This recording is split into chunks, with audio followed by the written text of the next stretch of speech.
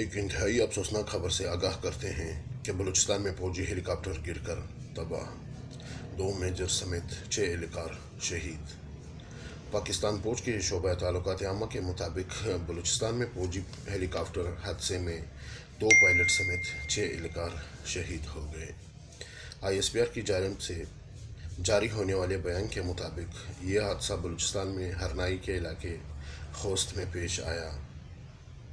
हादसे का शिकार हेलीकॉप्टर मिशन पर था, जिसके नतीजे में हेलीकॉप्टर पर सवार तमाम 6 अफराद शहीद हो गए।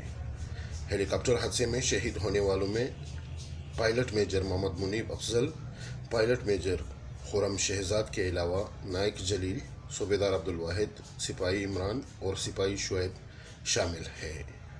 ISPR की जानिब से जारी बयान में बताया गया है कि शहीद होने वालों में 40 साल मेजर खुरम शहजाद शादीशुदा और अटक के रहायशी थे, जबकि 30 साल मेजर मुनीब अफजल रावलपिंडी के रहायशी है।